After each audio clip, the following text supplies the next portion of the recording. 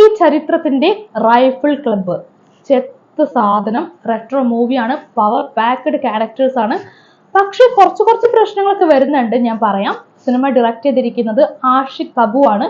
ഇദ്ദേഹം തന്നെയാണ് DOP ആയിട്ട് വർക്ക് ചെയ്തിരിക്കുന്നത്. നിർമ്മിച്ചിരിക്കുന്നത് OPM സിനിമാസിന്റെ ബാനറിൽ ആഷിഖ് കപൂർ, വിൻസെന്റ് വടക്കൻ, വിശാൽ വിൻസെന്റ് ടോണി 3 പേരും ചേർന്നാണ്. സിനിമ പേര് സൂചിപ്പിക്കുന്ന പോലെ തന്നെ ഒരു ക്ലബിനകത്ത് നടക്കുന്ന സംഭവങ്ങളാണ്. ഗൺ സെൻട്രിക് കോൺഫ്രന്റേഷൻ ആണ്. ഇത് ഒരു ഗൺ സെൻട്രിക് ആക്കാൻ വേണ്ടിയിട്ട് വളരെ ബോധപൂർവ്വം ഇതിലേക്ക് കുറെ കാരണങ്ങൾ ഉണ്ടാക്കി വെച്ച പോലെയൊക്കെ എനിക്ക് തോന്നിയിട്ടുണ്ടായിരുന്നു. അതായത് ഡയറക്ടർ ആദ്യം പ്ലാൻ ചെയ്തു ഇതൊരു ഗൺ സെൻട്രിക് ആവണമെന്ന്. പുള്ളിക്ക് ഗണ്ണൊക്കെ വെച്ചിട്ട് തുപ്പാക്കി പ്രകടനങ്ങൾ കാണിക്കണം. അതിനൊക്കെ വേണ്ടിയിട്ട് ഇദ്ദേഹം കാരണങ്ങൾ വേണ്ടി ചുമ്മാ കാണിക്കാൻ പറ്റില്ലല്ലോ. അപ്പൊ അതിന് വേണ്ടിയിട്ട് ഇദ്ദേഹം കുറച്ച് കാരണങ്ങൾ, ഒരുപാട് സിനിമകളിൽ കണ്ടുമടുത്ത കാരണങ്ങൾ ഇതിനകത്തും ആഡ് ചെയ്ത പോലെ എനിക്ക് ഫീൽ ചെയ്തിട്ടുണ്ടായിരുന്നു. ഇപ്പൊ സിനിമയുടെ തുടക്കത്തിൽ തന്നെ റംസാൻ മുഹമ്മദ് ചെയ്യുന്ന ക്യാരക്ടർ, ഇദ്ദേഹത്തിന്റെ കാമുകി കഥാപാത്രം, ഇവരിലൂടെയാണ് ആ കാരണങ്ങളെ കൊണ്ടുവരുന്നത്. ഒരു ഗാനഗന്ധർവൻ, അങ്ങനത്തെ ഒരു പാട്ടുണ്ട്, ഗന്ധർവ ഗായകനോ എന്തൊരു പാട്ടുണ്ട്. ആ പാട്ടിലൂടെ കാരണത്തിലേക്ക് എത്തിക്കുന്നു. കാരണങ്ങൾ തുടങ്ങിക്കഴിഞ്ഞ് ചുമ്മാ കാരണം വന്നു കഴിഞ്ഞാലും ക്ലബിലേക്ക് എല്ലാവരും എത്തിക്കണം. അതാണ് അടുത്ത ടാസ്ക്. അതിനു വേണ്ടിയിട്ട് അടുത്തൊരു കഥാപാത്രത്തെ വളരെ ഫോഴ്സ്ഫുള്ളി ഉണ്ടാക്കി വെച്ച പോലെ എനിക്ക് വീണ്ടും ഫീൽ ചെയ്തു. വിനീത് ചെയ്യുന്ന ഒരു ക്യാരക്ടറാണ്.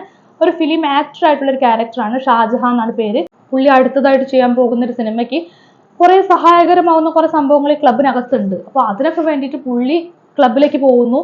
അവിടേക്ക് എല്ലാവരും എത്തിക്കുന്നു, വില്ലന്മാരെ എത്തിക്കുന്നു. എല്ലാവരും എത്തിച്ച് സംഘർഷങ്ങൾക്ക് വേണ്ടി ഗൺ സെൻട്രിക് ആക്കാൻ വേണ്ടിയിട്ടുള്ള കുറെ സിറ്റുവേഷൻസ് വളരെ ഫോഴ്സ്ഫുള്ളി ഉണ്ടാക്കി വെച്ചു. പിന്നെ അങ്ങ് ക്ലബിൽ എത്തിക്കഴിഞ്ഞാൽ മൊത്തം അവരുടെ കയ്യിലാണ്.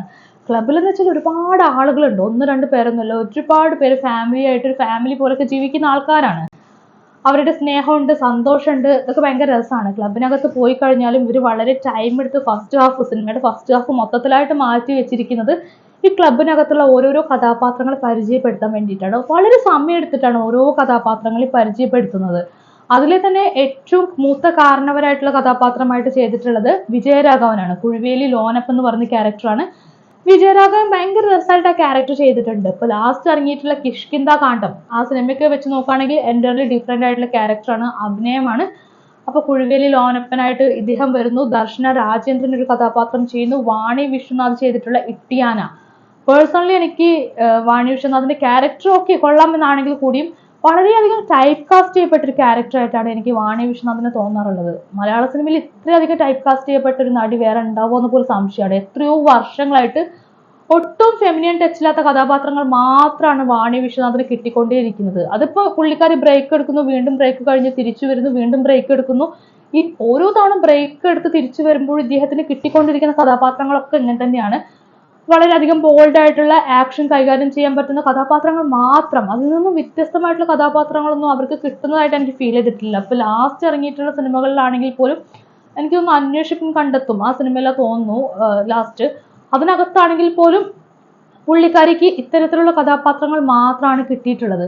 സോ ഇതിനകത്തുള്ള കഥാപാത്രം കണ്ടിട്ട് പേഴ്സണലി എനിക്ക് പ്രത്യേകിച്ച് ഒന്നും ഫീൽ ചെയ്തിട്ടില്ല. എന്നാൽ അവർ നന്നായിട്ട് ചെയ്തിട്ടുണ്ട്.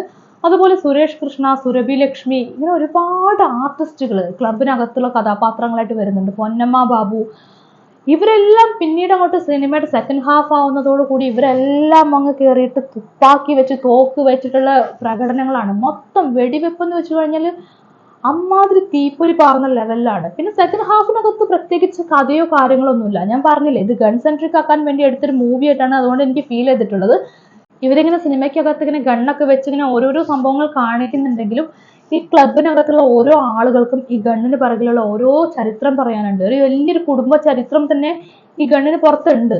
നമുക്കറിയാം, വളരെ സിമ്പിൾ ആയിട്ടുള്ള, വളരെ പ്രെഡിക്റ്റബിൾ ആയിട്ടുള്ള സ്റ്റോറി ലൈനാണ്. നമ്മൾ പ്രതീക്ഷിച്ചതിനപ്പുറത്തേക്ക് ഒന്നും പോകില്ല. സിനിമ അവസാനിക്കുമ്പോഴും നമ്മൾ പ്രതീക്ഷിച്ച കാര്യങ്ങൾ തന്നെയാണ് അവസാനിക്കുന്നത്. പക്ഷെ ഈ സിനിമയുടെ തുടക്കത്തിൽ ഇതിനൊക്കെ കാരണമായിട്ടുള്ള കഥാപാത്രങ്ങളുണ്ട്. നമ്മുടെ റംസാൻ ചെയ്യുന്ന ക്യാരക്ടർ ആണെങ്കിലും വിനീത് ചെയ്യുന്ന ക്യാരക്ടർ ആണെങ്കിലും. പക്ഷെ സിനിമയുടെ അവസാനം ആകുമ്പോഴേക്കും ഇവർക്കൊന്നും ഒരു റോളും ഇല്ല. സിനിമയിൽ എവിടെ ഇവരൊന്നും കാണാൻ പോലും ഇല്ല എന്ന് പറയുന്ന അവസ്ഥയിലേക്ക് മാറുകയാണ്. സിനിമ മൊത്തത്തിൽ ഈ ഒരു ക്ലബിലുള്ളവരെ ഏറ്റെടുക്കുകയാണ്. പിന്നെ ഈ കാരണമായ ആൾക്കാരൊക്കെ അവരുടെ അഭാവം വരുമ്പോഴാണ് നമുക്ക് എവിടെയോ ഇച്ചിരി മിസ്റ്റേക്ക് ഫീൽ ചെയ്യുന്നത്. സിനിമയിൽ വില്ലനായിട്ട് വരുന്നത് അനുരാഗ് കശ്യപാണ്. മലയാളത്തിൽ ആദ്യമായിട്ടാണ് അദ്ദേഹം അഭിനയിക്കുന്നത്. ആ ഒരു കഥാപാത്രം വലിയ പുതുമയുള്ള കഥാപാത്രമോ അല്ലെങ്കിൽ ഇത്രയും കാലം ചെയ്ത വില്ലന്മാരിൽ നിന്നും വ്യത്യസ്തമായിട്ടുള്ള ഒന്നും അല്ല. പക്ഷെ ഇദ്ദേഹത്തിന്റെ അഭിനയം നല്ല രസമുണ്ട്. സിനിമയുടെ ക്ലൈമാക്സ് ഒക്കെ അടുക്കുന്ന സമയത്തൊക്കെ ഇദ്ദേഹത്തിന്റെ പെർഫോമൻസ് ഉണ്ട്. ഈ ഒരു ക്ലൈമാക്സിന് തൊട്ട് മുമ്പുള്ള കുറച്ച് മിനിറ്റുകൾ വരേക്കും ഇദ്ദേഹത്തിന് മാത്രമായിട്ടുള്ളൊരു ഒരു ഒറ്റയ്ക്കുള്ള ഒരു പ്രകടനമൊക്കെ ഉണ്ട്. അതൊക്കെ നല്ല രസമായിട്ട് വളരെ ഇൻട്രസ്റ്റിംഗ് ആയിട്ട് ഇദ്ദേഹം ചെയ്തിട്ടുണ്ട്. ദിലീഷ് പോത്തൻ ചെയ്യുന്ന അവറാൻ എന്ന് പറയുന്ന കഥാപാത്രം അഭിനയം കൊണ്ട് ഭയങ്കര സംഭവമായിട്ടൊന്നും എനിക്ക് ഫീൽ ചെയ്തിട്ടില്ല. ദിലീഷ് പോത്തൻ എല്ലാ സിനിമകളിലെയും പോലെ തന്നെയാണ് ഈ ഒരു കഥാപാത്രം ചെയ്തിട്ടുള്ളത്. ഭയങ്കര വ്യത്യസ്തമായിട്ടുള്ള ഒന്നും ചെയ്തിട്ടില്ല. പക്ഷെ അവറാൻ എന്ന് പറയുന്ന ക്യാരക്ടർ നമുക്ക് ഇഷ്ടപ്പെടും. അതിന് മാത്രം തോന്നുന്ന ചില പൊടിക്കൈകളൊക്കെ ഈ ഒരു കഥാപാത്രത്തിൽ ദിലീഷ് പോത്തൻ ചെയ്തു വെച്ചിട്ടുണ്ട്. പിന്നെ സിനിമയ്ക്കകത്ത് ഒരുപാട് ആർട്ടിസ്റ്റുകൾ വരുന്നുണ്ട്. ഇവരൊക്കെ നമുക്ക് തരുന്ന ഒരു വൈബ് ഉണ്ട്, വളരെ പോസിറ്റീവ് ആയിട്ടുള്ളൊരു വൈബാണ്. പിന്നെ ഇതിനെ ടെക്നിക്കലി സൗണ്ട് ഫിലിമാക്കി നിലനിർത്തുന്നതിന് ഒരുപാട് സഹായിച്ച ഘടകങ്ങളാണ് ഛായാഗ്രഹണം, സംഗീതം നൽകിയിരിക്കുന്നത് റക്സ് വിജയനാണ്. ഭയങ്കര രസമായിട്ട് ബാക്ക്ഗ്രൗണ്ട് സ്കോർ ഒക്കെ നല്ല അടിപൊളിയായിട്ട് ചെയ്തിട്ടുണ്ട്. അതുപോലെ തിരക്കഥയും സംഭാഷണം ചെയ്തിരിക്കുന്നത് ദിലീഷ് നായർ, ശ്യാം പുഷ്കരൻ, ഷറഫു, സുഹാസ് ഇവരാണ്. ഈ സിനിമയ്ക്ക് അത് ഒരുപാട് സിറ്റുവേഷണൽ ഹ്യൂമർ വരുന്നുണ്ട്. നല്ല രസമായിട്ട് അവരതൊക്കെ ചെയ്തിട്ടുണ്ട്. ഡയലോഗ്സ് ഒക്കെ വളരെ രസകരമായിട്ട് ചെയ്തിട്ടുണ്ട്. പല സിറ്റുവേഷൻസും വളരെ ഭംഗിയായിട്ട് ചെയ്തിട്ടുണ്ട്. അതിൽ തന്നെ പ്രത്യേകമായിട്ട് എനിക്ക് എടുത്തു പറയാൻ തോന്നിയ സംഭവമായിരുന്നു ഈ ഒരു ക്ലബിനകത്തുള്ള ഒരു ഡിന്നർ സമയത്തുള്ള കുറച്ച് സീക്വൻസ് ഉണ്ടായിരുന്നു. നല്ല രസമായിട്ട് അവർ ചെയ്തു. അവർ ചോദിക്കുന്ന കുറെ ചോദ്യങ്ങൾ, അവരുടെ കുറെ ഹ്യൂമർ പരിപാടികളൊക്കെ നല്ല രസമായിട്ട് അവർ ചെയ്തിട്ടുണ്ട്.